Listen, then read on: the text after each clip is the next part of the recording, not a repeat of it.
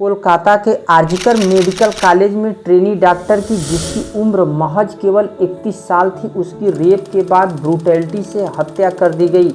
और इस मामले में केवल एक ही व्यक्ति, संजय नाम के व्यक्ति की गिरफ्तारी हुई है, और जो कि स्वयं खुद पुलिस का एक वॉलंटियर था। मगर जिस तरीके से उस महिला के साथ ब्रूटैलिटी और रेप हुई, यह विश्वास करना बहुत ज़्यादा मुश्किल है कि उसको केवल एक संजय, एक पसली है, उसने ही पूरे इस घटना को अंजाम दिया होगा। और सरकार, पुलिस और पूरे संस्थान किसको बचा रहे हैं, क्योंकि इसमें बार बार नए नए मोड़ आते जा रहे हैं। पहले तो इसको लोकल प्रशासन ने हैंडल किया, उसके बाद मामला तुरंत हाई कोर्ट में पहुंच गया।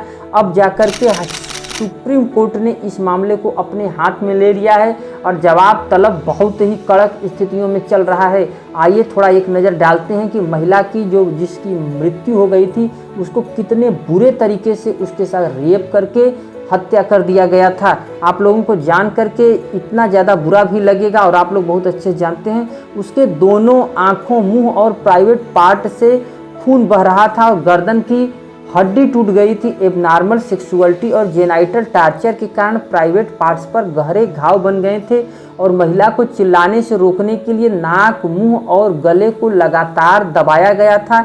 गला घोंटने से थायराइड कार्टिलेज टूट गया था उस महिला का, और उसको सिर को छत से लगा करके, दीवार से लगा करके जोरों से दबाया गया था।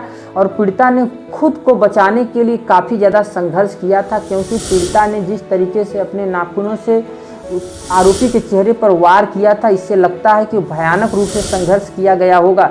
मगर दोस्तों, ये विश्वास करना जरा बहुत ही ज़्यादा मुश्किल होता जा रहा है। ये बात गले के नीचे नहीं उतर रही है कि केवल संजय ही अकेले इसमें कल्पित था, क्योंकि यदि केवल संजय ही अकेले होता तो इतने भीषण रूप से वह महिला को इतना बुरे तरीके से नहीं काबू कर सकता था। और मामले को देखते हुए सारे लोग और सभी लोग, कहीं ना कहीं सबके मन में एक शक सा बैठ गया है कि नहीं, इसमें काफ़ी ज़्यादा लोग शामिल थे। और फिर यदि केवल संजय एक ही व्यक्ति था, अकेला व्यक्ति था, तो उसको पूरा प्रशासन, जो कि संजय का कोई अस्तित्व नहीं था, वो क्या है, वो एकदम जीरो है। और उसकी स्थितियां जो हैं इतनी बुरी हैं कि वो 4 शादियां कर चुका था, नंबर 1 का आवारा किस्म का व्यक्ति था। फिर भी वह नौकरी कर रहा था पुलिस के वॉलंटियर में, और रात में जाकर के वो पुलिस के बैरक में सो गया था। और जिसको बचाने के लिए हजारों की भीड़ 14 अगस्त की रात को मामला हाई कोर्ट में जाने के बाद आती है, और वहाँ पे सारे सबूतों के साथ छेड़छाड़ की जाती है, काफ़ी ज़्यादा तोड़फोड़ की जाती है। तो इसको देख करके लगता है कि मामला हम लोगों के सोच से कहीं परे है, और काफ़ी ज़्यादा संदेहास्पद परिस्थितियां उत्पन्न हो गई हैं। और यहाँ तक कि सबसे पहले एक पुलिस के अफसर ने ही उस पीड़िता के माता पिता को फ़ोन करके बताया था कि आपकी बेटी ने सुसाइड कर लिया है। यदि ऐसा ही होता तो फिर शुरू में सुसाइड क्यों उसको बताया जाता? आप लोग खुद सोच सकते हैं कि यदि एक ही व्यक्ति इसमें शामिल था। फिर उसके बाद वहाँ के प्रिंसिपल को तुरंत हटाया गया, फिर अगले ही दिन उसको एक नया कॉलेज दे दिया गया। इतनी जल्दी कैसे तुरंत किसी को अलर्ट कर दिया गया, जबकि इतनी बड़ी घटना यहाँ पे मौजूद हो गई थी। और अब मामला धीरे धीरे निकलते निकलते सुप्रीम कोर्ट के हाथों में आ गया है, और सुप्रीम कोर्ट इस मामले पर जवाब तलब कर रहा है। तो भाई साहब, इसमें सोचने की आप लोगों को ज़रूरत है कि किसको बचाने के लिए सरकार, पुलिस और सारी संस्थानें इस तरीके से काम कर रही हैं। और यदि कोर्ट बीच में हस्तक्षेप नहीं किया होता तो ये मामला लगभग में सुलटा दिया गया होता। और आज के डेट में महिलाओं की इज्जत के साथ इतना बुरा जो खिलवाड़ किया जा रहा है, महिलाएं वहाँ की सचेत हो गई हैं, और रात में निकल करके वे लोग बार बार अपने हकों की लड़ाई के लिए भयानक रूप से सभी लोग संघर्ष कर रहे हैं।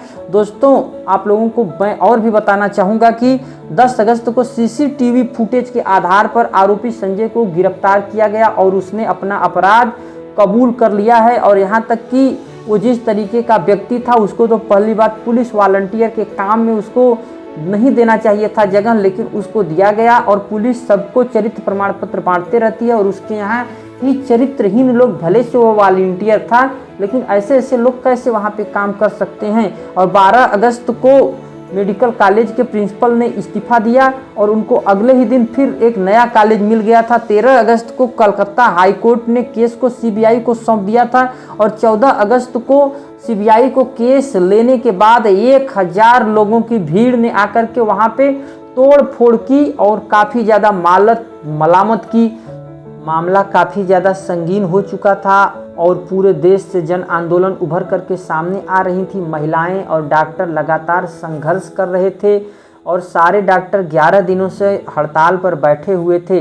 अंत में सुप्रीम कोर्ट के चीफ जस्टिस ऑफ इंडिया के आश्वासन देने के बाद डॉक्टरों ने 22 अगस्त को हड़ताल को ख़त्म कर दिया है।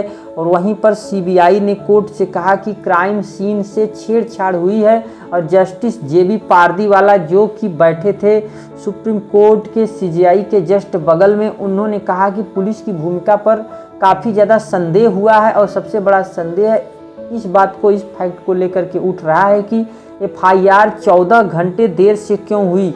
वहीं पर पूर्व प्रिंसिपल संदीप घोष पर भी काफ़ी ज़्यादा आरोप लगे हैं और इन आरोपों की जांच पड़ताल जोरों शोरों से हो रही है। उनके ऊपर पहले नंबर तो ये आरोप लगा है कि फर्स्ट ईयर के स्टूडेंट्स को टारगेट करके वे परेशान करते थे, रैगिंग कराना, शराब पिलाना जैसे आरोप लगे गए हैं। दूसरा, फर्स्ट ईयर की फीमेल स्टूडेंट और अस्पताल की महिला कर्मियों को टारगेट करके वे शारीरिक संबंध वहां पे बनाया जाता था।